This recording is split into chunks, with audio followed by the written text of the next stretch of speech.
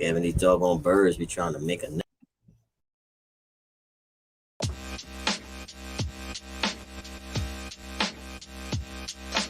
What's going on, everybody? I'm Keith, host of Just Our Thoughts with the Fellas, where 4 to 5 of my brothers give their perspective on national as well as local news. We touch on some trending hot topics as well as culturally relevant news. We also get a chance to dive into some deep core conversations. Check us out live every other Monday at 7 p.m. You can find us on Just Our Thoughts on YouTube live, as well as Just Our Thoughts fan page on Facebook. Also, please don't forget to follow us on IG, JOT with the Fellas. What's going on? What up? What up? What up, people? What up? What's going on, fellas? What's going on? We are Yeah. back. We are back. Back. We are back. What's going on, fellas? How's everybody week been, man? It's been about 2 weeks since the last time we talked, man. Yeah, and a lot's happened. A lot has happened. Yeah, man. Yeah. Definitely a lot has happened, man. That's the one thing about us going every 2 weeks. There's so much that goes on within those 2 weeks, man. True indeed. I will say this weekend I had a great time, man, with the family, man. We just was around the house singing and just having a good time. We went out to eat, man. Mm. You know, the one thing I noticed, when I was picking up some food, I was saying to myself, yo, how are y'all tipping? During this quarantine, is you go out to eat during the regular time, but it seems like every place there's a tip jar. There's, when you picking up food, are you tipping there, or like versus sitting down? Is there a difference? Are you still doing the 20%? What y'all doing? What y'all got going on, man? It depends. It depends on who it is. Like if it's a spot where you go there and they're real friendly. They treat you nice. They make conversation and they make sure you got everything. Mm-hmm. I don't mind tipping you then. You know what I mean? Right. Because basically a tip is going above and beyond your job. Now, and if it's more or less, what's your order here? That bullshit exchange. Nah, in my opinion, you don't deserve anything because you really didn't do anything. All you did was basically what they're really paying you for. But some of them living off of tips. That's one thing you gotta keep in mind. They living off of tips. Especially during this quarantine. That's more or less the waiters and waitresses. Quarantines, right. Well, I mean, not that one sit behind that counter. When you're going out, if it's a restaurant, if it's valet, or whatsoever, you don't know how a person's financial portfolio is like. If they're living off of the check that they receive from the restaurant, or if they're receiving just solely from the tips that they receive. I tip based off of, kind of like Wardy said, if you are really giving me the customer service that I deserve, if I have some complaints, definitely we've done it before when we've gone out. We make the manager aware of that, because your treatment affects a tip. Your treatment affects that. The quality of your food and the personal experience that you receive from your host. That all goes in to tipping. Are y'all putting anything in the tip jar? Like, I ain't listen. I ain't doing nothing in the tip jar, brother. I ain't doing nothing on that. I can tell you, I used to always give 10%, but now I'm up to 20. For the past, I would say 4 or 5 years. The 10% when you sit down or picking up about his ties, 10% ties. Oh yeah, 10% on the ties. But yeah, I give 20% sitting down. Hey, listen, I'm 20% was back when we was kids. 20%, if not more, man. Listen, I even tip, man, on the pickup. If I order something from the diner, man, and I pick up, I know that she took the order and she took time to pack it all up. So I'm tipping her as well. Yeah. But I can tell you this. At that register, I'm not really tipping at that register. Yeah. They write tips on that little clear. They do. On that Why am I tipping? Sometimes they write that joy on a solo cup. What am I tipping again? Like, yo. But you know what? But like I said, if they like this one spot I go to all the time, when I call, they know my voice. Yeah, so it's like, all right, I know what you want. I'll give you a call when it's ready. What's that spot, Ward? You know, it's hard. Don't get nobody no shot. It's funny. One spot I go to, we go to every Sunday morning, man, during the weekend. They know our name, everything is straight. If the order is messed up, so we make sure, man, that we tipping them great. Even when we pick the food up, you know, one time they messed their they forgot something, and they called me and told me that they had messed up and to come back and everything. I went back the next week. They had some extra food waiting for me. So those places like those, man, they the ones they're not a black establishment, but I definitely go there, support there. I do tip there though. Nice. And when I pick up the food, I certainly tip when I pick up the food. I tip more since the pandemic than I did before. Right. Yeah. There's a struggle because it's more of a struggle now. Yeah. And I understand. So I do kind of tip more now than I ever did before. Yeah. But yeah, I always go in like, look, yeah, you're going to get a tip because you're supposed to be friendly and all this. But once you start degrading on that service, your tip starts to go down. Now here's a story. Now here's a story. Salad on the bus. That's your tip. Now years ago, this was back in the this was back in the 90s. Back in the 90s. You know, I took a young lady out. We went to a restaurant, and I mean the service was horrible. I mean horrible. Okay. Yeah. So I got him back where I was paying by a card, so I left him a quarter tip. So you know that's 25 cents. 25-cent tip. So you know they got to go to the register and give him that money. But you know what the thing is though, complain to management because you want to go there again. You know, you may or may not want to go there again. But then again, you might have friends that go there or other people that go there, and you want them to know, you know, management, you got to do something about customer service because it's going to affect your business. You know, rather than being kind of, you know, a little shady and shiesty on the tip end. Like that one incident we had. My thing is the voice. That's what I was talking about earlier. You know, when you don't get the personal treatment that you deserve, you know, it's going to affect your tip, and you need to report it to management so that they'll know for next time. And actually, sometimes, man, your next time might be a long time before you go back to that restaurant. Yeah. I spent times, man, where I was so frustrated. I'm not going back. They see me for years. 6 months for me, but then I remember, damn, I really do like this food. Bow down. He can't hold off that long. Hey, we want to thank everybody for joining us. Welcome. Welcome to Just Our Thoughts with the Fellas. Welcome. Thanks for everybody joining us. What's up, Meek? What's going on, Tamika? To Just Our Thoughts with the Fellas, where we discuss national, local news. We go over some trending topics, some current events, and culturally relevant topics. I am your host, Keith Hall, and I definitely can't do this without the fellas. I got all the fellas with me today. We rocking and we rolling into this spring. What's good, fellas? What's going on? I got Ward. What's up? Everything good, Ward? Yeah, man. I tried that beard thing for like 2 weeks. And you had it yesterday. That's I saw it. Nah. I was getting past the itch, but I was looking like I needed to be on the off ramp on Atlantic Ave. So I had that shit. That Joe had to go. You had to cut it, Ward? I had to cut. I did not like the look. Yeah, it looked like a nice 5 o'clock shadow to me. It did. It just needed, a little trim. Personally, I didn't like it. Yeah. Hey, boy, you got to get your brother, man, Lil Spank, to outline it up for you, man. That's it. I'm good.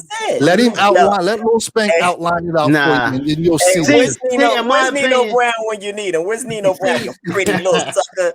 I ain't in my opinion, Kareem. The beard is like a reversal of fortune. It makes a pretty nigga ugly and an ugly nigga pretty. Yeah, ain't nothing true about that. I'm pretty without it. I'm petty with it. You'll know that's a lie from the pit of hell. Oh man.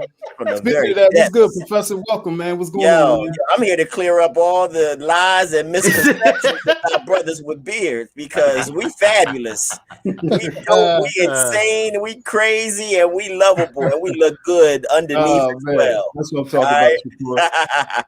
E-Dub, what's up, Capital? What's good, man? I've been rocking the beard now for probably a year and a half now. Looks good. So I don't know how much longer I'm gonna let it go, man. I might turn to the side, EB. Yeah, that's right. That's right. Good, that's full. That's full. That's full. That's a full. So we'll see, man. We'll see. I might ride it out. I'll see how I feel in July. If I feel like it, if it gets too hot, I'm gonna take it off. Looking like Gerald Levert. Oh man. Hey, fellas, it's here. Welcome. We got a good show tonight where we be touching on a few things. If you can share our podcast, we're on different platforms right now. If you can share our podcast, share it with your friends. We're on Apple Podcasts, we're on Spotify, iHeartRadio. If you can, go to YouTube, follow us and subscribe on YouTube with Just Our Thoughts on YouTube. Also follow us on our Facebook page, Just Our Thoughts with the Fellas. If you can, check us out on Amazon Music, Instagram, and Facebook. This is the Fellas and welcome. Nice. What's good, Shakur? We definitely, it's a lot going on, man, these last several weeks. And, it's, we get a chance to, get up every 2 weeks and just a lot happens. How you feeling, Tamika? What's going on, Alyssa? Thanks for joining us tonight. Tamika, in here. Tamika, Alyssa Wilds. Thanks for hanging in here. Hey, is Katie still there? Oh, did he freeze up? I think he froze up with that big beard. That beard.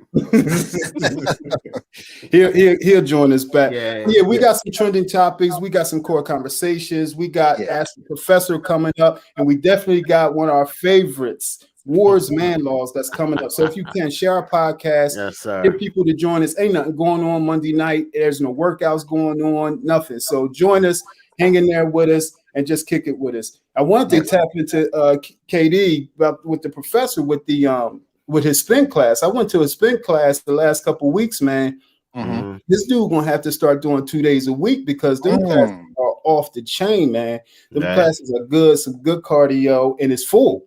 Nice. You kind of got to get there early. The first week, man, a couple people had to turn around. Great energy, man. Good people. So, and it's outside. Nice.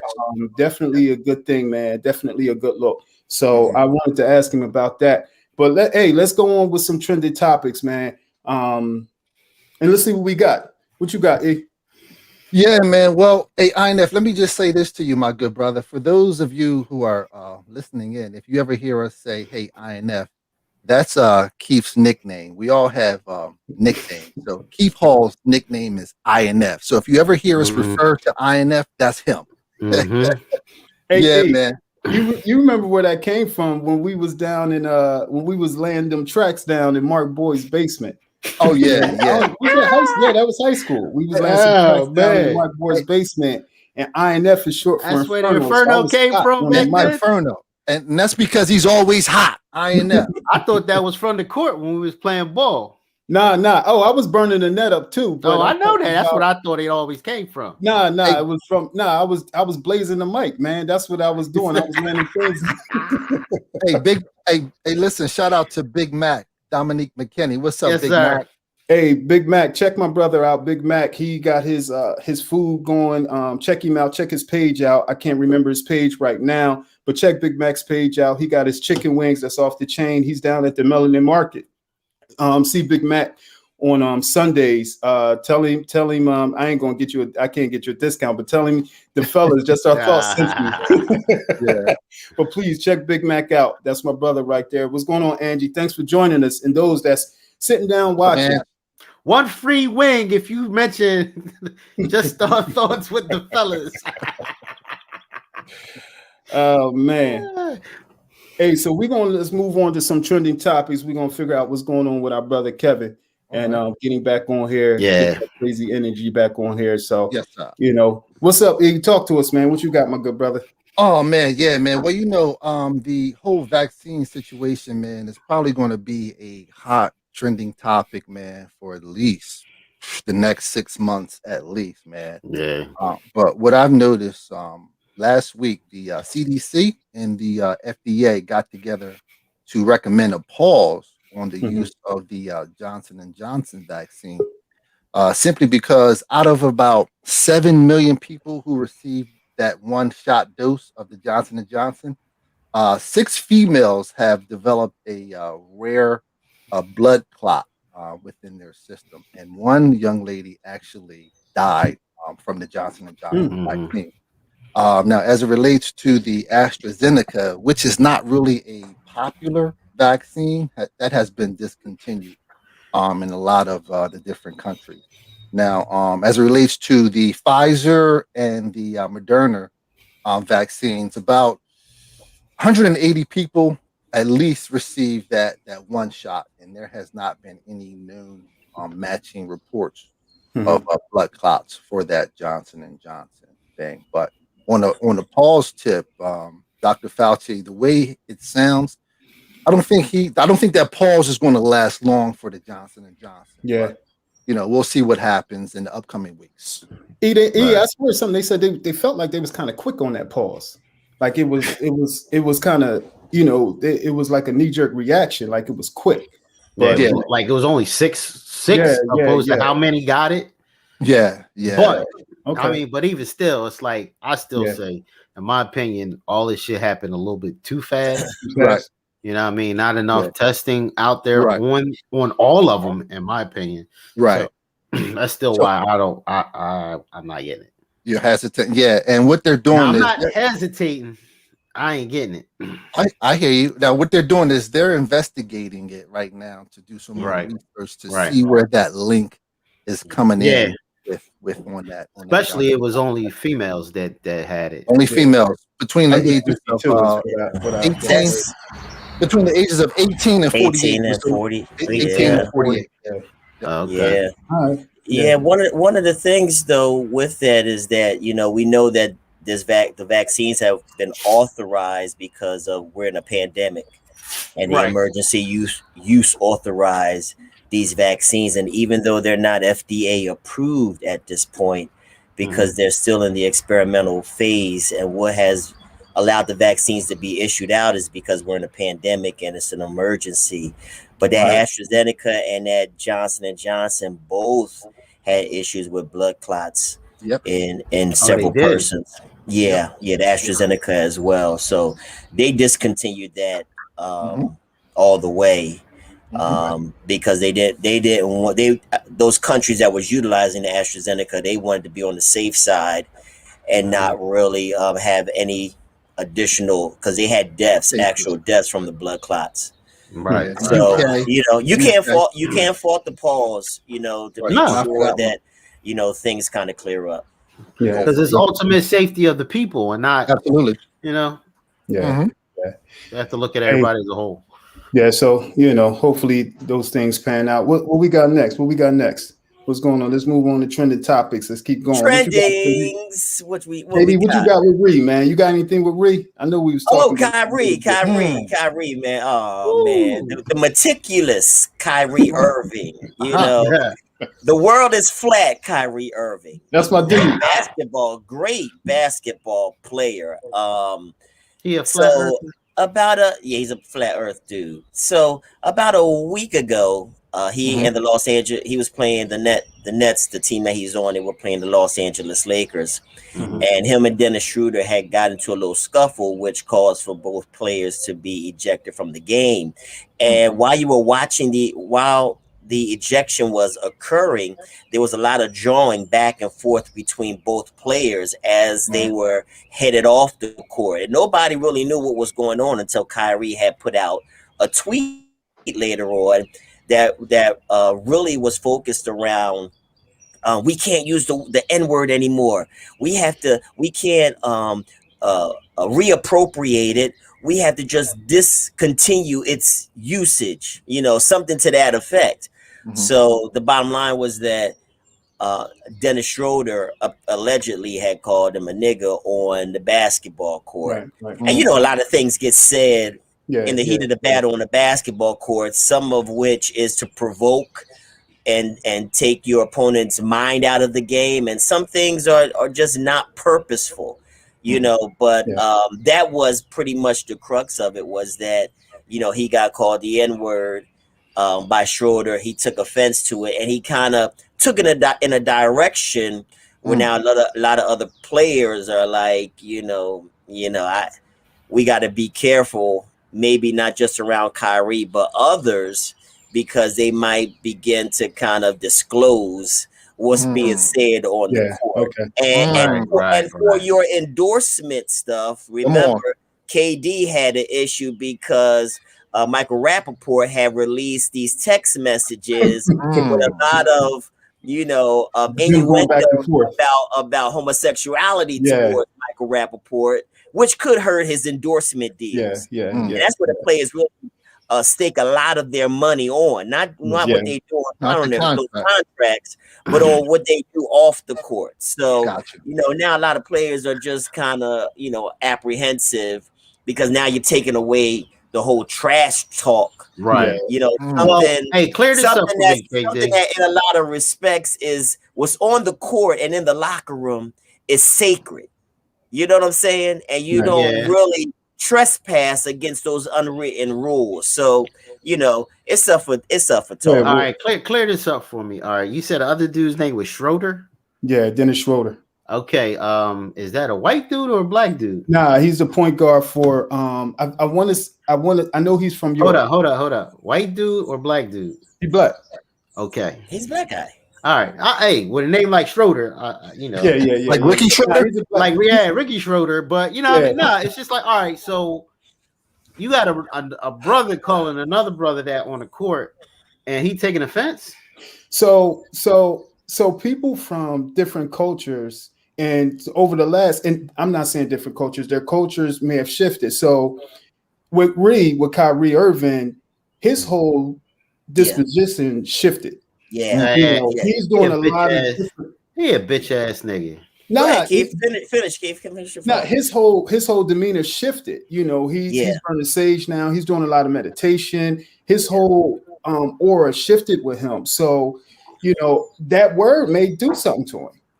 I know in different cultures, in different Eastern cultures, that word, specifically in Africa, that word like really means something. It may be endearing to people in the Western civilization, but here, but over there, it's different, and I don't know, I can't say the point that he's going to, but I know, and you can see he's shifted. He looked like he has. And Keith, I think some of the things that has kind of created this change in him is some of the unseen work he's been doing behind the scenes with police brutality. I think he brought maybe George Floyd or Breonna Taylor's family a home or something like that. So he's been doing a lot of unseen work kind of on the field, and when you get a glaring look into, especially when you're dealing with a victim's family who recently had a loved one killed by police brutality,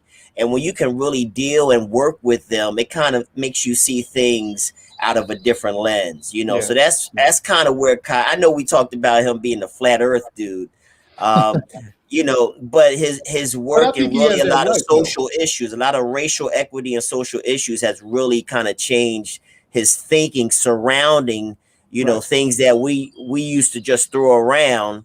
He may be clinging a little bit more serious. And he has that right to too. He has that right to, not feel like he's being disrespected. We may think it's endearing when we, when we use right. But for him, but he didn't need to tweet that shit. He could have went to do like, yo, man, that's uncalled for. Just like if anything happened between us, it was like, yo, man, that's we would speak to each other, right? Then to take that shit somewhere else, right, on another platform. On another platform. A larger discussion is needed. So when KD gets on my nerves, I'm gonna put it on Facebook and I'm gonna just blow that. And then the next thing under that, like, yo, Keith, you a bitch ass nigga for that. Oh man, dang, a BAN. So that was the issue with Kyrie. Hopefully it's resolved. Hopefully, you know, a culture shift can happen as far as the NBA teams are concerned. And also be on the lookout, because Adam Silver issued for NBA teams to continue to keep a close lookout on their players during this whole Chauvin verdict, the deliberation of the jury, because there may be some protests by teams concerning the verdict and the outcome of the case. And that's coming in a minute. That could be from tonight up into the next couple of weeks. They did. You were away. You know, I was talking about your spin class real fast, man, and how dope it was the last couple of weeks, how crowded it was. I know the first Mika Wilcox, she loved it. She enjoyed herself. How you know, the first week they had to pull extra spin bikes out. People still got turned away. You know, great class, man. And then last week, you know, was just another dope class. You know, what is it about? Because I saw a few people say that they wanted to go, but they never came. What is it about that hesitation, man? When people want to get into that spin, is that typically not normal for people to? Because spin is different. It's not walking the park. It's not running. It's not a boot camp class. But spin is different. Is it the seat? What is it about that? I don't think it's just strictly with spin class. I think it's with anything new that a person might undergo that is really a competitive or some type of physical exertion. A lot of people kind of shy away from it because, you know, they might not feel that physically they're capable of doing so. You know what I'm saying? Because while it takes a lot to kind of get used to and acclimated to any high intensity workout, you know, when you're new, your instructor knows that you're new and should help you guide yourself, so you can get to the level where you'll feel comfortable. Initially, it's a shock to the system for anybody because they see these crazy videos of, you know, spinning people down. You know, and you know, when you watch things that are just flamboyant and exaggerated, it gives you a false sense of what actually occurs in a high intensity workout like this. But I tell you what, it gives the heart a good workout, and it gets those toxins out of your glands that you need. You know, Keith introduced me to this years ago. Wow. Years ago, he introduced this to me, trying to get into a class in Bally's on City Line Avenue. Ooh. And the line was wrapped around the building like Prince was inside there. Hey, KD, it looks like everybody wants to come because of the host, man, because of the trainer, man, in that spin class. I'm trying to get there, but I won't have any babysitter, so I can't get there yet. Hey, I will say, but they like the trainer. Kevin has a lot of energy, man. He's great. He is in his zone, man. I'm sitting there watching this dude. It's funny as heck because I know this guy. He's singing to himself. He's in his own zone. I think sometimes he forget we there. But at the same time, like you did say, man, he's able to help those that's new. You know, I see him getting off his bike, man, helping people that's uncomfortable, that may not know where the levels are on the handlebars and how to put the seat up. So, that's dope. If you can, man, just tap it. It's riding a bike, Keith. You know that, and you can't do a lot of the different work that we do right away. But if there's one thing that we ask you to do is just stay on the bike and keep pedaling, because you still gonna get some work in. You know, we need something at this age to really push us and challenge us to keep that heart in the right shape, because the heart is that main thing. You know, that you got to keep healthy. Right, you got to keep that healthy in order to keep on living, man. Yeah, that's good. Your class, I was telling the fellas, man, your class, man, they're gonna have to have you on a couple of days because that thing is full already, man. Yeah, he did mention it already. Hey, you might have to do 2 days a week, man. Well, yeah, they're gonna have to, man. They definitely gonna have to. What's going on, Rich? Chill, Will. Thanks for everybody for joining out, man. For coming and hanging with the fellas on Just Our Thoughts. If you can, again, share our podcast. We got a great conversation coming up. We're just going to touch on the trending topics. What we got next? We got anything next? Any other trending topics coming up? I had another one. I don't know if EB or Ward had one, but I had one about the Royals. Okay. They buried Prince Philip, the husband of Queen Elizabeth, 73 years married, 99 years old. I mean, a storied life. You know what I'm saying? If you can be married that long and live to that extent of years, it's an awesome accomplishment. Right. The only thing I wanted to bring up about the whole funeral and the rift between the brothers, prior to the funeral, there was that Oprah Winfrey interview with Meghan Markle where she had disclosed how there was some racist overtones in regards to their son, Prince Harry, and Meghan Markle. And now, fast forward, you see that there was a rift that had occurred between the two brothers. Two brothers that really were bonded because of the death of their mother at a young age. You know what I'm saying? So fast forward to now, the grandfather, he dies and he's buried. And here you have the brothers, you see them on video walking together and talking with each other. And when I was just thinking about the whole piece of grief and loss and how so often and unfortunately within families, when there's a rift, sometimes it takes, and this is the good out of loss that a lot of people don't necessarily recognize, is that it has the power to heal some brokenness that's in families. You don't always want to have to, the only time we see each other is at a funeral. You know what I'm saying? You get that a lot where you don't see cousins or you don't see certain family members that you might have had some falling out with unless someone has died. And while that's unfortunate, that is the good that can come out of loss, is that there can be a mending of relationships, especially between the two brothers, again, who lost their mom at a young age. And my thing with the whole loss of the grandfather is that we need to love on each other now. If there's any issues unresolved in family members, don't allow a funeral to be the thing that brings people together. Do it before the death of the loved one, or it might be that loved one that you lose that you had the rift with, and you're not able to resolve it. So that was the whole thing that the funeral had kind of put into perspective. It was a teaching moment to show that the power that grief can have to heal, but also the regret if we wait too long to resolve some things that have been ongoing, especially between close friends and family.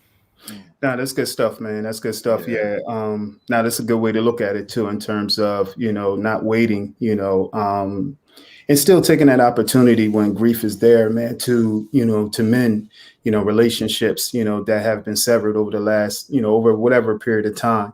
Good stuff. Professor Kev.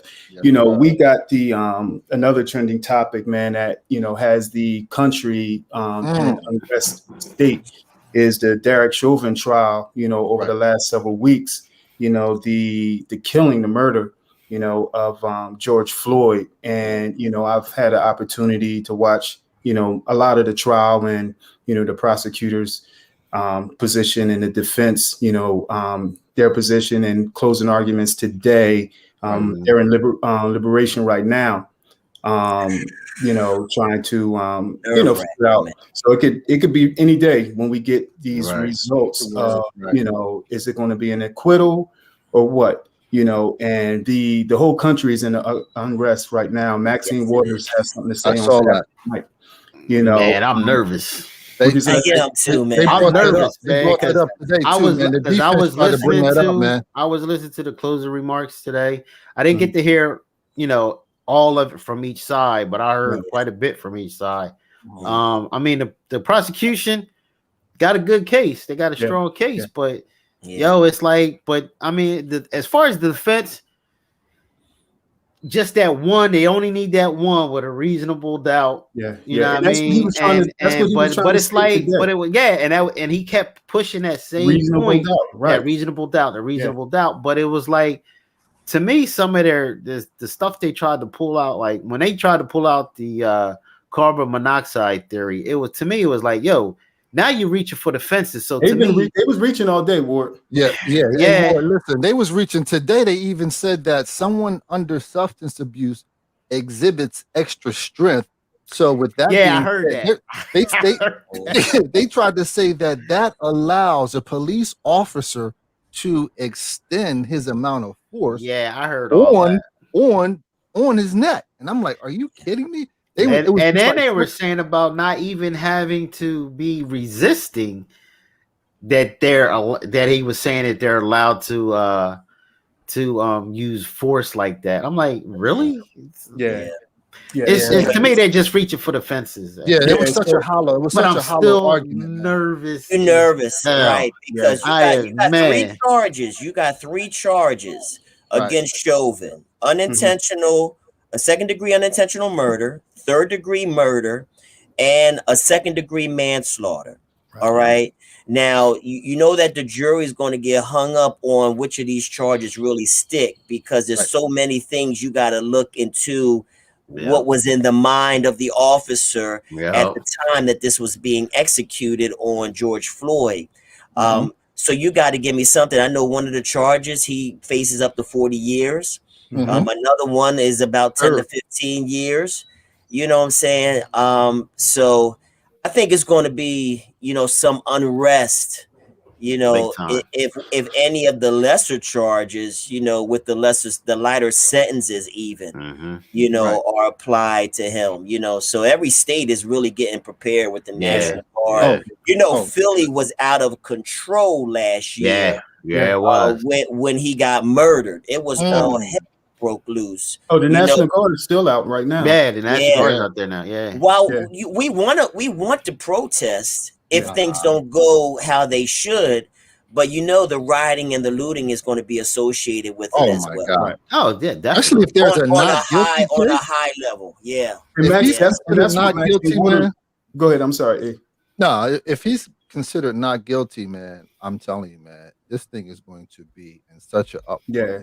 And I just got a problem with some of the things that they're trying to bring up, man. They even tried to bring up his pre-existing and coexisting medical conditions. To try to make it seem like, okay, he killed himself. It's like, come on, man, get out. That's a homicide, man. Yeah. And then within the last several weeks, you have Dante Wright, the 20-year-old black man killed in Brooklyn Center, right there in Minnesota, where he was killed, and also that 13-year-old young man, Adam Toledo in Chicago, who was shot. So it's the harassment, and I can't even think of the lieutenant who was harassed and pepper sprayed. I forget which city he was in. Just thinking about this. I think it was North Carolina. Was it? I think it was North Carolina. That was Virginia, wasn't it? It was Virginia. I thought it was North Carolina, but for the soldier that got stopped. Yeah, for the soldier that got stopped. Yeah. That was in Virginia. I don't know if you guys saw. He was actually stopped around a month before that. There's some footage on that too that shows. There was a prior stop. Yeah, there was a prior stop. They said that they stopped him the first time for doing 54 in like a 35. But he initially wanted to point out. Someone says Virginia. Ernest helped us out and said, Thanks, Ern.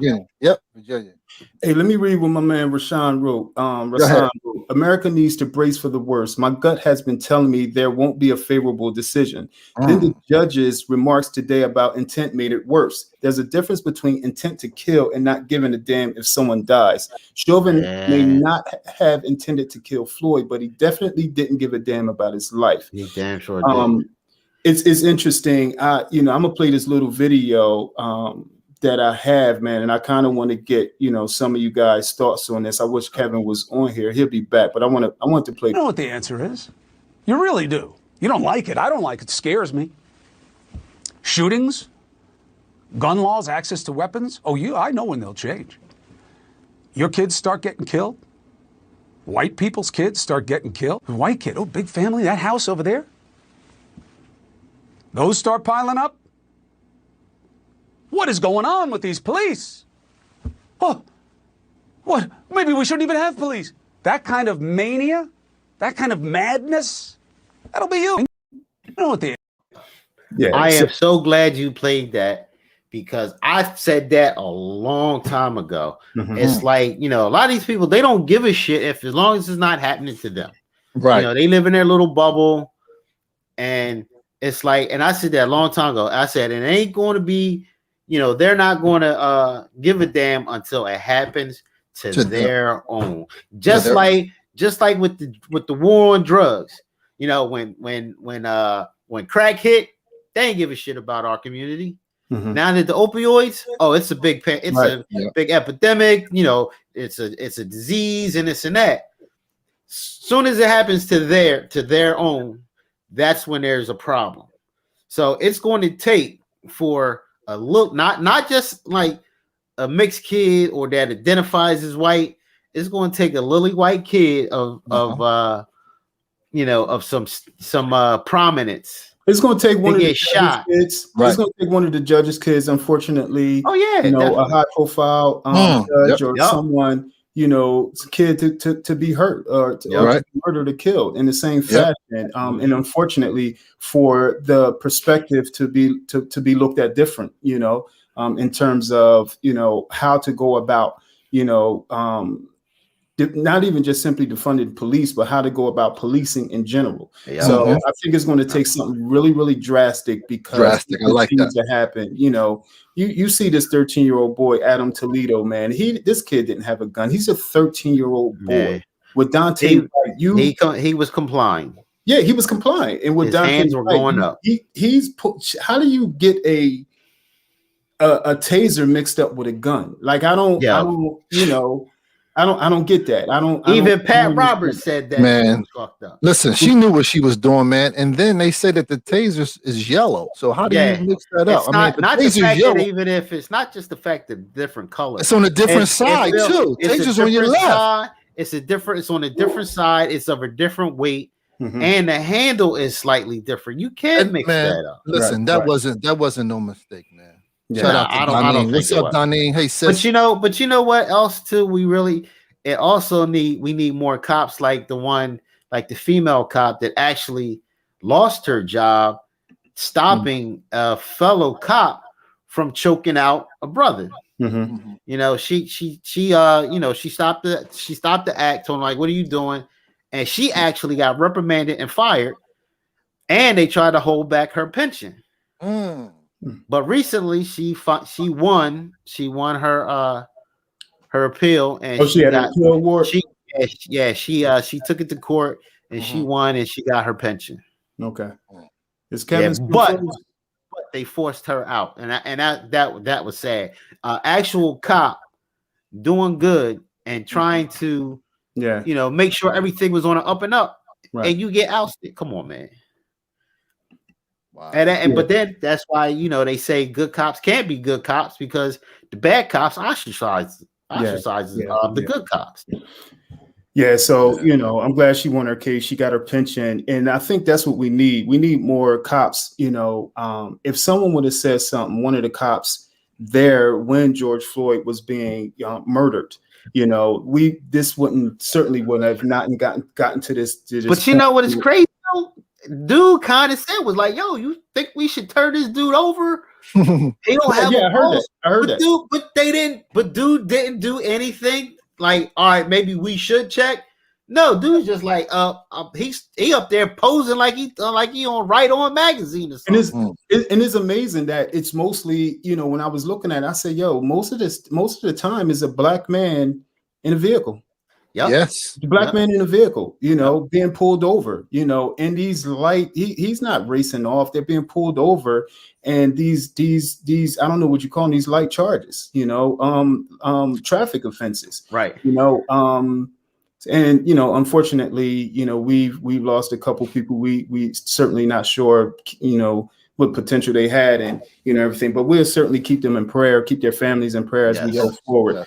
I don't know what's going on with Shakur right now. Shakur, that's his other nickname. Everybody, Shakur. Yeah. So we if you can, again, thanks for joining us. This is Just Our Thoughts with the Fellas. I'm your host, Keith. We got Ward, EB, and KD with us. Go to our Just Our Thoughts fan page on Facebook, Just Our Thoughts on YouTube. Check us out. Check our content out. We have some great past guests, some great shows. We got a lot of stuff coming up that we're planning for May and June. Some different events. If you can't sit down and watch us, you could enjoy us in your car. Check us out on Apple Podcasts. We're on Spotify now, iHeartRadio, and different streaming services. Thanks, Yvette, for your support. Thanks, Yvette, for your push. Thanks, Yvette, for all that you have done for the fellas. And all that you do. So if you can, go to those platforms, share it with your friends, check our content out. We're going to continue to create good content, create good conversation, and have a good time with you guys. We appreciate you. We having a dope conversation. We got my boy back. He's moved. What's going on, your boy? That's a Kevy Kev. Yo, what's up, man? There he is. I'm back. So yeah, we for everybody that's just those that may just be joining us, we had some good conversation. We talked about spin class, we talked about tipping. The tipping conversation was good. Whether you should tip at picking up food, tip and picking up delivery, how much you should tip. We also touched on the Buffalo Soldiers, black man being harassed, the lieutenant, who was being harassed and tasered. We had some good conversation about George Floyd and the trial for Chauvin, So thanks for joining us and continue to share. We definitely want to touch on DMX. We want to give DMX his props, for the impact that he had not only in the hip hop community but in our culture. DMX passed away a few weeks ago, unfortunately. At a young age. DMX was one who came out on the stage, on the hip hop stage, and just blew it. He lived his life in a fishbowl where everyone's seen his passion, everyone's seen his heart, everyone's seen his ups and watched his fall, and get back up. And DMX was one that wore his heart on his sleeve. Yeah. So, we want to give D, man, his props for being transparent with his weaknesses. The prayers. I was talking to someone a couple of days ago who I didn't even think listened to DMX, talked about his prayers, and how often. And I think DMX represented so many people when it comes to faith, that regardless of what they're going through, regardless of their thought, their ideas, that they do believe, and that, despite what they're going through, even their struggle, DMX still had that faith, to just pray, and keep going stronger. So we wanted to give DMX his props, man. And, we lost Black Rob as well, so thanks, Alyssa. He was definitely raw and transparent. And, it's great to have that, man, when people see it and they appreciate that even more so. So shout out to D, shout out to Black Rob and, that whole family, man, and we're gonna keep them in prayer. True that. Yeah, when we was thinking about the core conversation for tonight, we was talking about the whole shift in music. The whole shift in the direction and the change of hip hop as it's from its inception up until now. When we think about DMX, we think about the really gritty and the hardcore lyrics that he brought. And the toughness that he exuded, we find that, we don't see, just like Keith was talking about it, we don't see that, that spiritual side too much, like we saw from DMX.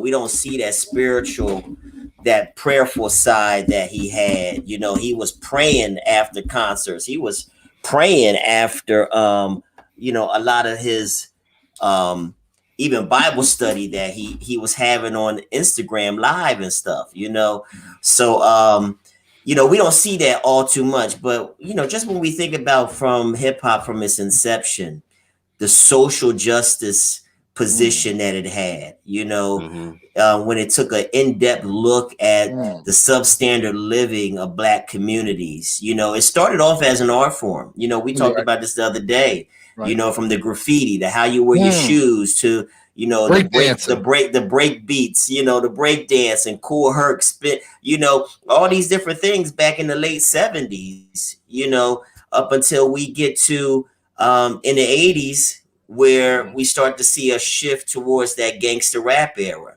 you know, and still there was a social message that NWA throughout there was straight out of Compton. You know, when we look at F the Police, dealing with police brutality that isn't new today, but it's been a staple of the Black community for years. You know, and also we see the consciousness of an NWA. We see the consciousness of a Public Enemy. We see the consciousness of a Tupac, of a KRS-One, you know, as we shift from the 80s on through the 90s.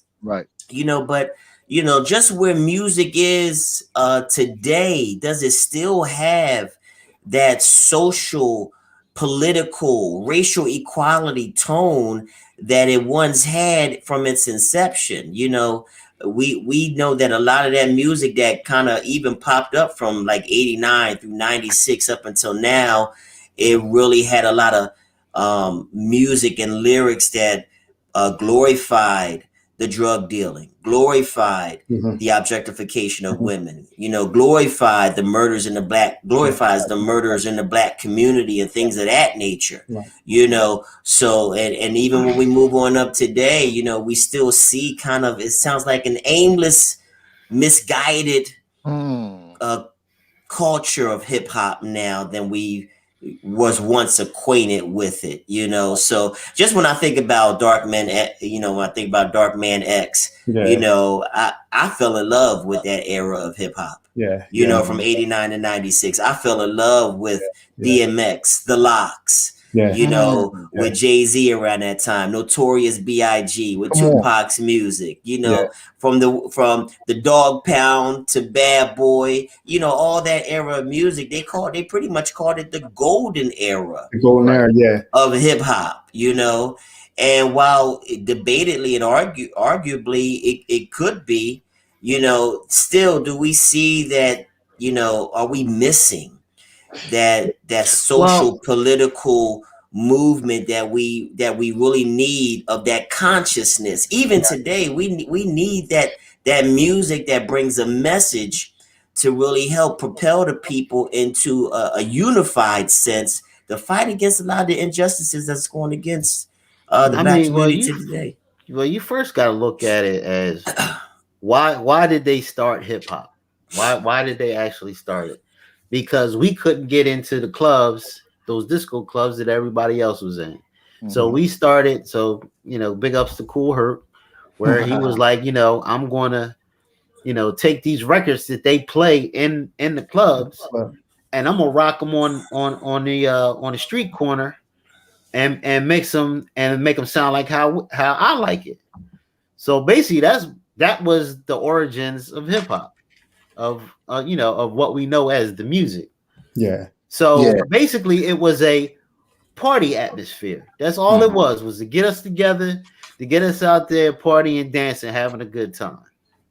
And then earlier on, it appeared to be safe, man. I mean, it allowed people. It was the way we dress, speak, dance. I mean, you can't tell me, man, back in the day, and this is going to date us, man. That go ahead. I'm gonna go. When LL came out, you can't tell me you didn't want that velour jogging Kango and the Kango. And when Run DMC came out with My Adidas, you can't tell me you didn't have a pair of shell. Actually, I did. I did. And everybody wanted the Dookie chains. Everybody wanted Dookie Root. I remember having those fake Gazelles from Broadway. DMC pieces. The Gazelle. They wasn't gazelles, they were Gazelles. They were Gazelles.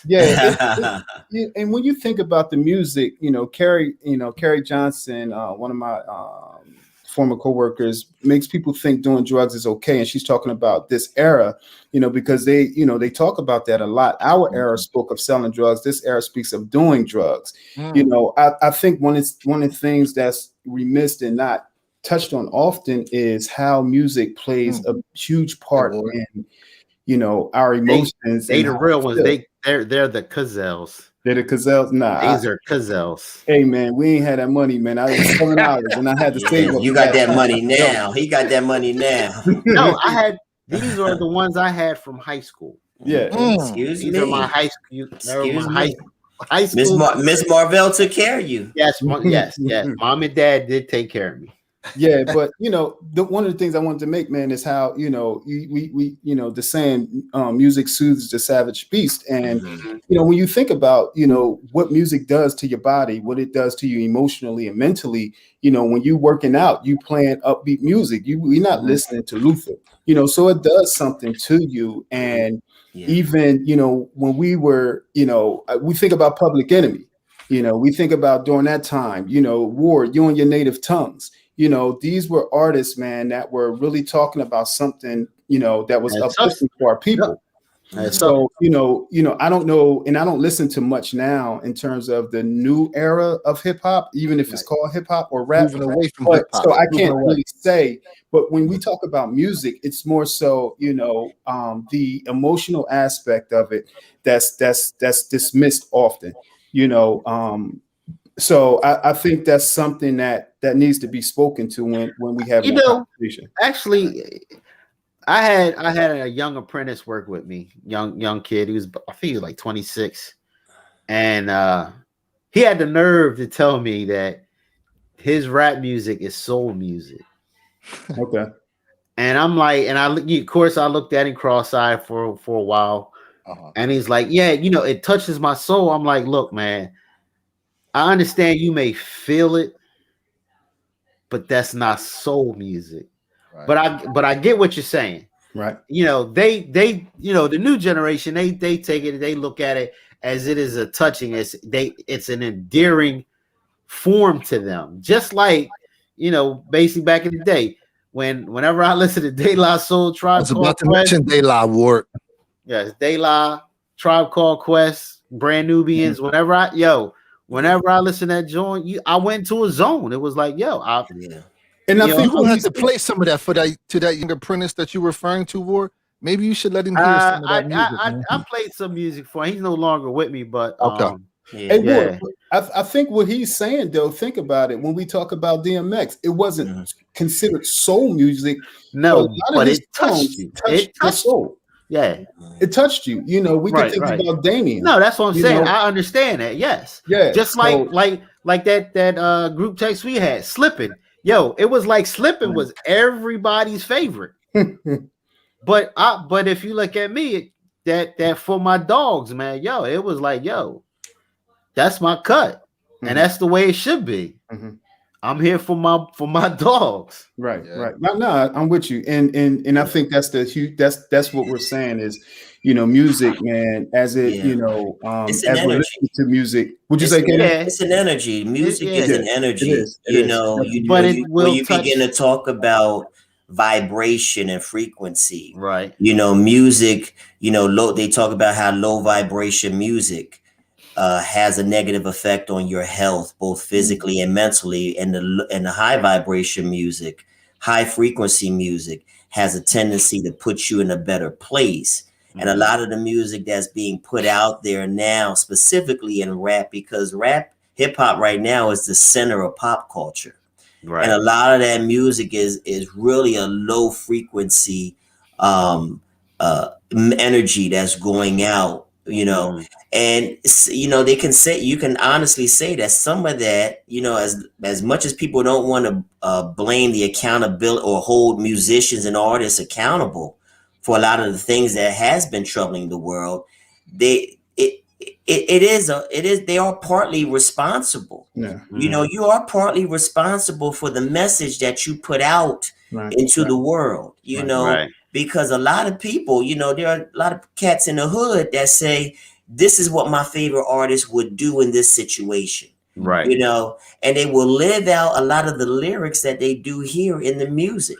Some of these, they don't know how to right now, we're dealing with a lot of toxic imagery, a lot of toxic masculinity, that a lot of these young boys are playing out in the hood. Even when you look at Philadelphia, You got a terrible gang situation that's killing 3-year-olds and 6-year-olds and 15-year-olds on a daily basis. And a lot of these guys are living out these toxic images from these artists' lived experiences, but they're living them out in the streets, and it's just pouring out bad energy in the communities that we're residing. I think it's more than that, because it is more than that. I'm saying that it's part. It's like, part and parcel of it is because like we all get something different out of the same thing. We're not all going to get the exact same emotion, message out of, or interpretation out of the same thing. Now, just like when we were coming up, we were more introduced to more of a conscious style rap. We had a lot more of that out there than anything. We had, in our era, more black kids started going to college. More of them were actually worried about their academics, making something of themselves. And then I don't know if you guys had read that Facebook post, because I seen it a couple times a few years ago. Guy, some record exec, he finally put it out there. He said he was holding it for a long time, that back in the early 90s, he was invited to some special meeting, and that it was a whole bunch of record execs, some law enforcement, people in the prison systems. They all got together, and they were basically saying that let's start making music that will make people more prone to violence, so we can actually start, populating our prisons. Wow. So, if you think, and when you really think about it, that's when really the switch of our music started. It went more to. So you're making my point, though. Right. The message that you're putting out there. The message that you're putting out there. As much as gangster rap had a lot of violent imagery. NWA, Ice Cube. We had that pimp era where Ice-T and Too Short as well, with the objectification of women. And you see where that has gradually led to many of the images in the videos. Once you was able to put a video with the music, it just took things kind of to another level, because now you're able to visually see, with that whole the strip club culture, and you got to have the booty shaking in your videos and back that ass up and stuff like that. Once you was able to put the visuals with the music, I think it kind of sent, things in a totally different direction as well. I don't know. I like the rump shaking video. I'm sure you do. I'm sure you do. But the effect that it's had on women, the objectification that it's had on our sisters, many who are mothers, and our grandchildren and our nieces. Do we want them to be a rump shaker in a video? Do we want that for our daughters and for do you understand what I'm saying? It's good to see another. It might be good to see another man's daughter. Right. But think about if you're in that place of your daughter or your sister being objectified or prone to sexual assaults. Now, the other thing you got to understand too is that a lot of this music created a lot of sexual assaults against women in the music industry. You know what I'm saying? A lot of these A&Rs wouldn't give female artists a go at it unless they had sex with them. Right. So there was a lot of female artists that left the industry. They left the industry because they were sexually assaulted, or their careers were derailed because they would not give in to sexual demands of these A&Rs that had control of their music careers. So a lot of what was in the music and a lot of what was happening in the music companies was really detrimental to our Black women, who we again failed to protect.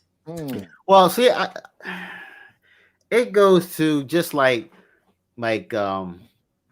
when the guys did talk about calling a girl a bitch in a song or whatever, he wasn't calling all women that. You know, it's to the point where there are some artists that said it though. I know I'm not, but you know, but for the most point, it's like, all right, here I'm gonna do this analogy that it was the perfect. No, listen. Bitches ain't shit, but hoes and tricks. But that's okay. But that's what does that perpetuate? What does that perpetuate? A small section of them. Think about this. But the music is being shared and it's being perpetuated. And that's how young men begin to view women. Hold up, KD. This is what all right. That's cool. I understand what you're saying there. But talking to our good friend Sharon one day, when she first started listening to hip hop with us, you know, and she was one of the ones that was like, yo, you know, why are you calling us a bitch and this and that? So, you know, of course, Chris had to sit her down, was like, look, listen to it. Now, is he talking about you? She was like, no. Well, okay, then you're not a bitch. You know, I get that. It's like, you know what I mean? It's like if you basically, you know, I don't even know, I'm fucking tongue-tied right now, but it's like Arlene. What's up, Arlene? UNITY. But that's the thing. We had people like that. We had the variety back then to where you could listen to what you wanted to listen to. It's like now it's all the same bullshit. I can't say about now because I don't listen to much of now. So, and it is hard for me to judge about what the music is like now. I still listen to my stuff and what I listen to. Yeah, you know, my kids, they put me up on a few things, you know, right. But of course they're not going to put me up on the raunchy stuff that they may listen to, may or may not listen to, and I'm not sure. You know, it's you know, the one thing I wanted to share with y'all, man, while we're talking about this is, and I brought it up the other day, is Gloomy Sunday. It's it's called a Hungarian suicide song. And back in 1933, so this song was played, and it was a song that was played during that time frame where over 100 people had committed suicide. Right. So when you talk about what music does to you, you know, talking about the lyrics and how you can really get trapped into what's going on and with these lyrics. You know, we specifically talked about DMX. I know KD was one of the biggest DMX fans that I know. And during those time frames, man, you could find yourself listening to this song. Not that you're aware enough that you won't do anything crazy, but that song is really speaking to how you feel. Right. You know, and when we talk about our conscious rappers, you know, I'm not sure if, you know, if they're still out now or what. There are some. There are some. Mm-hmm. Okay. Yeah, there are some, but they're not. There are some. Yeah. I mean, even some of the newer guys. I mean, everybody try to put me. You got on. Kendrick Lamar. Yeah, but I don't feel like they're new, though. I don't feel like they're J. Cole. I just think I haven't gotten into their music. I haven't gotten into their stuff. Yeah. I still listen to De La. I still listen to Tribe Called Quest. No, I'm saying and then of course the past 2 weeks I've been rocking DMX. But here's my biggest thing. It's we were able to disconnect from the song and our reality.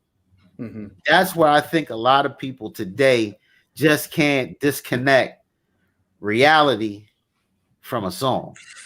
Well, the other thing too is that a lot of what these rappers are rapping about and writing about, you know, even during the end, when we look at the NWA period where they're talking about the over policing, you know, in the Black community, the terrorizing of Black people, they're talking about their lived experience. Right. You feel what I'm saying?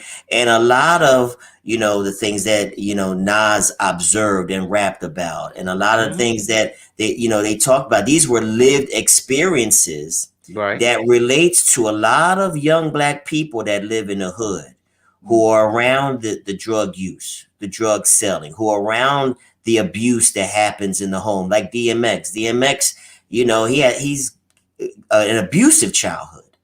You know what I'm saying?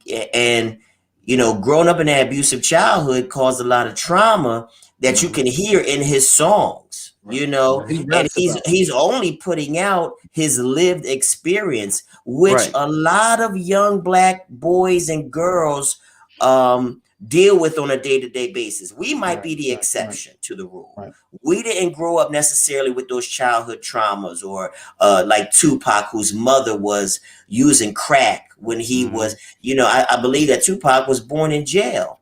You know, mom was a Black Panther, but then later on in life, she, you know, got caught up in the crack game. You know what I'm saying? So a lot of us don't have that story or that shared experience like these rappers, but there are millions that do. And when they hear that, it strikes a chord that becomes relevant to them. You know what I'm saying? And sometimes they'll either take it and use it as a tool to help them get through, or they'll repeat it in their own lives as well. You know what I'm saying? But we're the exception to that rule. You know what I'm saying? So we can't really view other people out of our lens. It's unfair to do that, you know, out of the fact that, we've never done this. I've never done this. We've gone to college and this thing and that thing. I can't view everybody out of my lens because everybody did not have the benefits that each and every one of us had growing up. A lot of them really share the struggles in the music that has been made, and a lot of it misogynistic, objectification of women, the drug culture, and things of that nature, you know, has attributed to some of the ails in the Black community. I'm not saying it's the totality or the total cause of what's happening in the hood around the country, but it does lend some of what is happening in the hood these days, you know. But I do believe that the direction of this hip hop is toxic. You know, I do believe it is toxic. You know, because I really think a lot of these that uses drugs. But in my opinion, a lot of these guys are rapping about stuff are not their experiences, and that's the problem. Don't know that. Ward, how can you say Man, that? They ain't do that. How can you say that? They ain't never held a gun in their life. How can you say that? I don't because when you see him in a video holding a gun, you can tell damn well that was you don't even watch this music, but you don't even watch this music and stuff. So how can you say that these are not experiences? For what I do, this kid Tekashi 6ix9ine, he's a prime example of the toxic direction that hip hop has gone. But what gave him credibility is that he had a lot of gang bangers behind him. A lot who have gone to jail.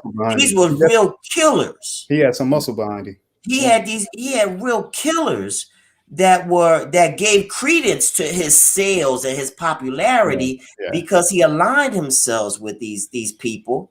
You know what I'm saying? And he, you know, to a large extent, he was wearing rainbow hair. He began to participate. I mean, you can talk about the feminization of some of these artists as well. You know, when you look at Lil Nas X, you know, they got this boy in the video, and he's giving a lap dance to the devil. I don't know about Nike lap dance. gave him a contract, and he's got blood in the sole of the sneakers. Well, they sued him for that.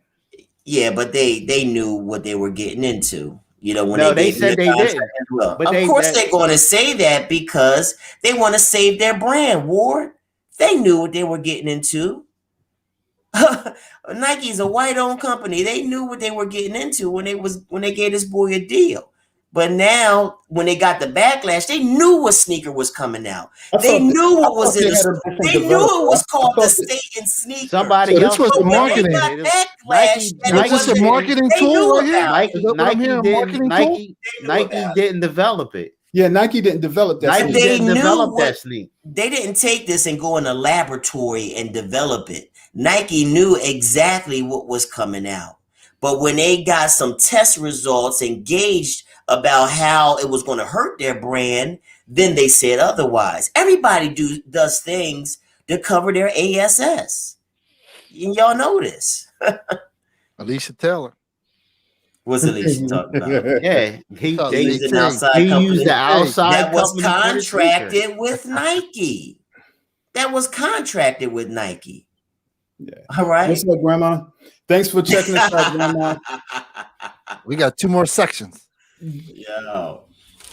So I mean, I think that hip hop is going into a total different direction. And again, I'm not here to bash DMX. Right. You know, I'm not here to, to say, I look at his life, it's unfortunate that allegedly he died from a drug overdose. He left maybe 15 to 17 children fatherless. Right. And some of that played out on TV. I mean, there was a lot of dysfunction between him and his son when he was on Iyanla Vanzant, Fix My Life. Mm-hmm. You know what I'm saying? And sometimes when you have that type of riotous living and the music, is more important than your obligations to yourself and to your family, then things become skewed and unbalanced in your life, and that's and that message just kind of permeates to impressionable minds of our young Black boys and girls. And unfortunately, in many instances, they live out the things that they hear. Yeah. I think What's up, Tony E? Shout out. What's up, brother? I think also the, that struggle, that addiction that he had, was a tough one for him to fight and beat, Right. Especially when it wasn't like it was his choice. It was introduced. It was like it was forced upon him. Mm-hmm. You know what I mean? It was like because I guess everybody's seen that video that was circulating on Facebook where he said that before then he wasn't a drinker, he wasn't a smoker, nothing like that. Yeah. But then this one session, it was like, yo, here, smoke this, and he was like, yeah, all right, thinking it was just some weed. Yeah, but didn't know it was laced with crack. Yeah. Now unfortunately, I think that's how a lot of these crack addicts get hooked. Started on it. Is because somebody, laced some stuff, and got them to do it. Just and they want that repeat feeling that they got, man. When they just like they got Smokey smoke, with the angel dust. Yeah. So unfortunately, he had a struggle, entirely most of his life, with that, and he won a few rounds, left a legacy, music wise, and hope that that his kids can continue to heal, those that he touched, throughout. Yeah, I'm just glad he was able to share his story with us. And give us, and be transparent, show us his struggles, but also give us something to hold on to. Right. Because trust me, X is forever going to be in rotation on my stuff. Absolutely, everybody forever rotation. We had. One of the things I'm gonna play more from him, Keith, is the prayers. There's so many prayers that he's got out there online. Yep. And they were almost in the style of a rap. A lot of his prayers, and they were heartfelt. They showed one from when he was on tour with Bad Boy, where he prayed for them before they went on stage. Yeah. And it was so dope, and it touched the heartstrings, man. And those are the things I want to play more of. I love his music, but I want to play more of those prayers because I believe that he had a connection with God that was like almost second to none. Yeah. Regardless of the flaws that he may have had in his life, we can't judge just because someone was going through a time in a trial of drug use and the lack of a good, effective support system to help them. You just can't judge them, man, because when you look at the spiritual side, you can see that there was a strong connection to God that he had. And I think God used him in an incredible way before he left this planet. And I think that's important, for those that are spiritual, that despite your situation, despite what you're going through in the moment, that you can still have a connection with God, that you can still speak to him. You know, you can still have it despite what your environment, what your atmosphere looks like in your surroundings, that, you know, you may have failed him, you know, but you can still continue to speak to him, you know, coming off of doing something horrible, you know, that he's still there despite. So, you know, I think it's a testament to his strength and his will, his connection, you know, to God, to continue to pray, you know. So you definitely he was anointed. Arlene said he was anointed, whether you want to believe it or not. Yes. Anointed means that you got a special gift and talent that only comes from that divine being, you know, and he definitely had that, man, because it impacted people on a divine level. Yeah. You know, and he was able to showcase that thing. Yes, sir. Yes, sir, man. Yes, sir. Hey, fellas, y'all want to get into some segments, man? Let's do it. Let's get into some segments.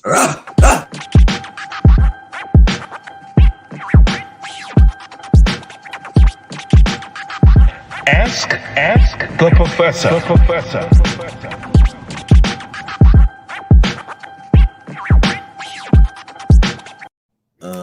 Shakur, ask the professor what you got, man. You got that question? Did I send it to you?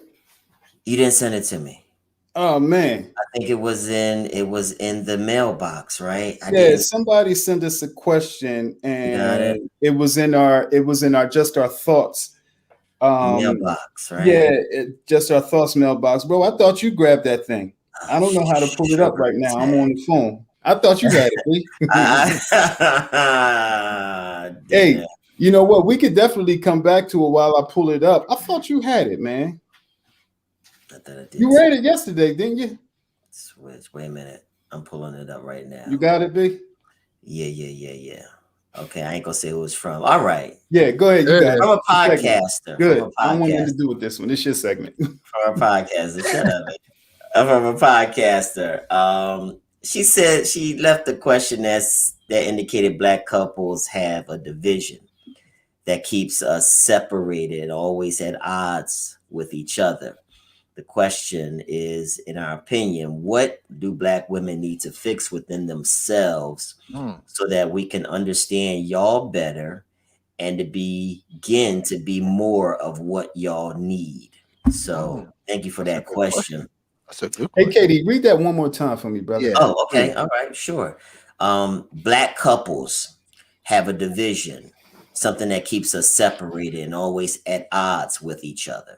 All right. So there's something that is presenting an obstacle between Black couples specifically. The question is, in our opinion, what do Black women need to fix within themselves so that they can better understand us as men and begin to be more of what we need? Y'all got that? Let that saturate. Yeah. So when I think about the word fixing, it almost gives the tendency like you're mechanical or some type of machine, you know, some part that is missing within you. And while all of us have flaws and shortcomings, it's necessary, especially after a relationship may have ended, for you to have a time of self-reflection. Because like we talked about earlier, is that while one person may have contributed to the end of a relationship in major ways, both parties have to take a deep and hard look at themselves to the part that they played into the demise of the relationship. All right. And in the aftermath of the ending of the relationship is a good time for both men and women to take time to do a self-examination of yourself, to see what needs to maybe be repaired or rehabbed about myself. And like I said, we've all gone through some type of trauma, some type of hurt, maybe in our childhood, early adulthood. Maybe we've just been so hurt from disappointment in relationships that it has led to some very unsuccessful attempts to start over again. I say that when at the end of a relationship, do some time of self-reflection. You know, if you need to talk to a therapist, if you need to talk to your spiritual leader, talk to them about some of the things that you think are your flaws. All right. You got to talk about some things that you think that you might have attributed to the end of the relationship. So often we try to rush into another relationship also instead of taking a needed break to do that self-evaluation. You know, we feel like the remedy for the pain that I'm feeling at the loss of a relationship is to hurry up and move on to something else. Right. Instead of giving yourself time to grieve. Sometimes you need time to grieve and feel and experience the loss of the relationship. All right. Don't get so caught up in missing the good things about the relationship, you know, looking back and saying that, oh, I missed this about him or her. But start to work on the things that you know cause the demise of the problem of the relationship. You know, so it takes some very hard and difficult work that you need to do, and a very ugly look at yourself in a mirror so that you can correct what's on the inside. It's not the weight that you got to lose.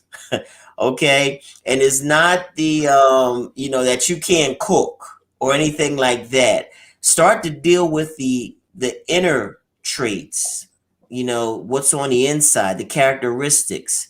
Start to deal with the qualities and the attributes, what you need to be more attractive on the inside as a person. Grow, you know, start reading more. You know what I'm saying? You got to start doing more things to care for yourself and to better yourself as an individual before you can say, I'm ready to move on into another relationship.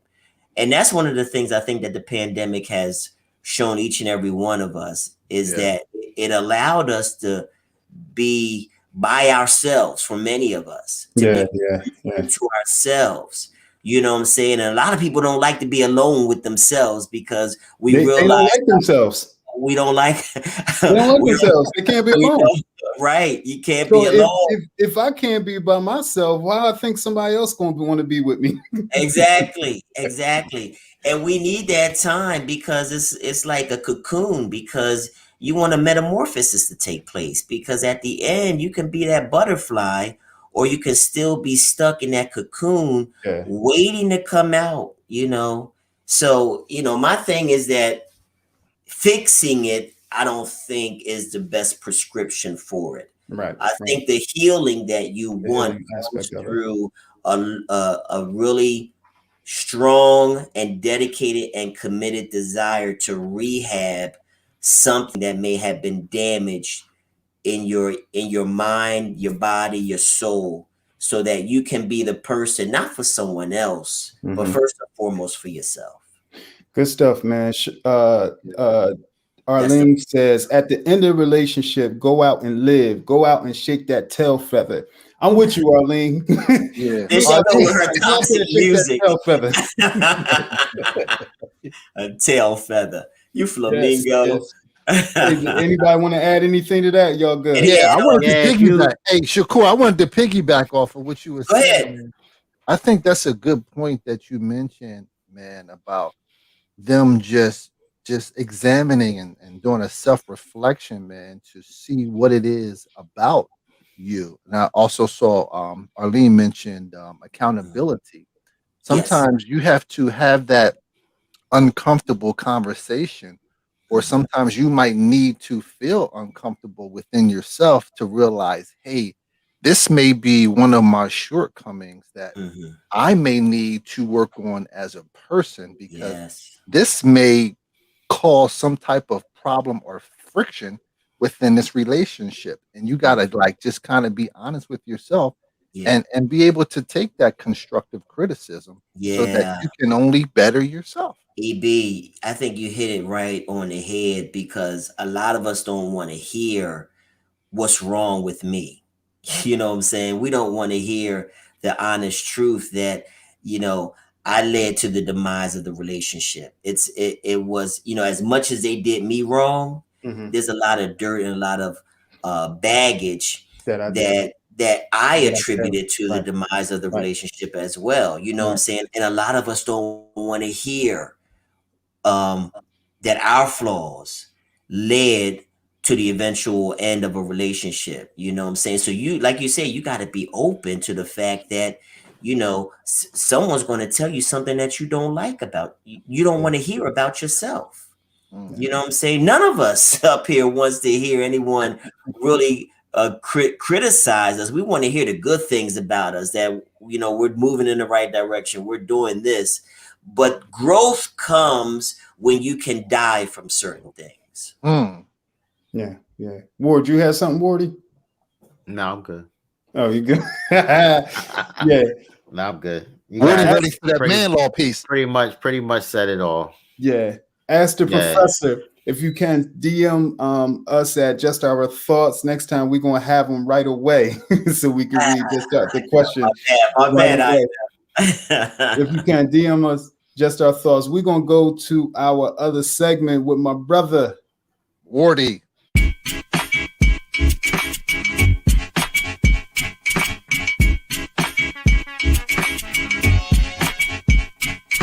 Shopping bags, they way down her arm. What's up, fellas? All right, we got to change that banner. Which one?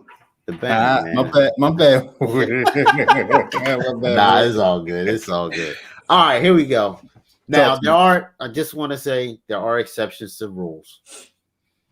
Just keep that in mind. All right, we're going with man law number 10. Own your own shit. Man shall not live off of a woman. If you want to play house, it needs to be your house. If you want to parlay in that wit, your name better be on the registration. It's cool for her to have hers, but you damn sure better have yours. Now, I'm just saying that because, you know, lately we see a lot of these brothers, you know, it ain't their car. They always ride shotgun. You know what I mean? They laying up in some chick's house. Like, yo, dude, you ain't paying no bills. You ain't taking her in. You know what I mean? It's like, come on, man. We supposed to be providing for the women, not sitting there laying off and living off of her fruits. No, come on, man. Hey, Ward, is there a time frame that they get? Is there a time frame? But like I said, man, there's exceptions, but get on my feet. But here's my thing. But if you working towards, providing and not just trying to live off, because but like them chicks be like, I bought you them J's, take my J's off and stuff like. Nah, but it's like, yo, if you trying to get yourself together, that's one thing. Yeah, you know what I mean, yeah. Sometimes, you fell on hard times. And she helping you out and you trying to get back on your feet, I can understand that. Yeah. But you that ain't your lifestyle. Your lifestyle is to, you gotta reverse it. Flip it and reverse it. Some women gotta raise their standards though.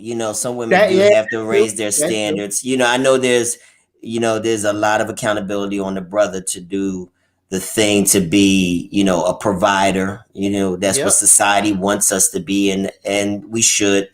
But some women need to raise their standards as well, and not always feel like they have to take care of a grown man. Right. Because there's a lot of women that attract little boys in a grown man body who really don't have life together, so some women gotta raise their standards as well. And not keep allowing men to take advantage of them as well. They not your son. Yeah. Baby boy. Remember baby boy? Yep. Baby boy. That's a whole nother conversation. That's a whole nother conversation. Yeah, it is, man. Yeah. They not good man law. Good man law. That's a good one, man. Good stuff, fellas. Yeah. Stuff. Hey, good show, man. We had another dope, man. Another great show, man. We had a good one. We had 133. Thanks everybody for joining us. Just Our Thoughts with the Fellas. We'll be back in 2 weeks with the fellas, unless something come up and we just Watch out. Watch Watch out for them verdict. We might need a Watch pop out. up after Yeah. this verdict. Watch out for them Yeah, holes that's in true. concrete, man. Watch out for them holes in concrete. Your boy took a terrible tumble last week. We fall down. Yeah, we fall down, but I bounced right back. You bounce back up, Wardy. So I bounced up, looking around like, yo, who seen me? Knowing my ball see me fall right in that hole. Oh man. Yeah. So, I was in the weight room. I was in the gym last week. At some point, I think it was Friday. I was in the gym Friday. You talking about falling? So I'm sitting there. I'm on the incline. I'm on the incline, taking a break, sitting there chilling. And I see this one brother, man. I'm sorry, this one white guy walk by. He had 2 barbells. Oh no! Walking by, and I have no clue how he did this. I don't know if his feet was too big. This dude took a tumble, man. You want to talk about hilarious? It was funny as hell. Yo, I was crying until his head almost hit a weight. But he got back up, and it was 3 of us just like on a triangle, looking at each other, waiting for my us God. to laugh. Man, that thing was funny as hell. Oh my God! Listen, man. At this stage of the game, man, falling is It's part of the game. Part of the Part life. of the game. It's your lifestyle. Hey, I thanks want to make it everybody. happen. Thanks everybody for coming out, joining us, spending this time with us. This is just our thoughts with the fellas, and here we got Ward Heem, the Professor Kevin Kev, and capital E. Thanks everybody for joining out. Go again to our YouTube page, Just Our Thoughts with the Fellas. Go to our JOT with the Fellas Instagram page. Follow us, support us, share us. If you can, go to Spotify and Apple Podcasts. Download our stuff. We are everywhere. Support us. Let our stuff go up, man. And Like Savoir Faire. We everywhere. We like Savoir Faire. I guess y'all probably don't remember Savoir Faire. We everywhere. Tony E. Happy birthday, Tony E. Happy birthday, appreciate you, man. Spending some time. Tony E, happy birthday, good brother. It was great hanging out with you, brother. Yes, sir. Hey, this is Just Our Thoughts with the Fellas. Yes, Peace. sir. What's up?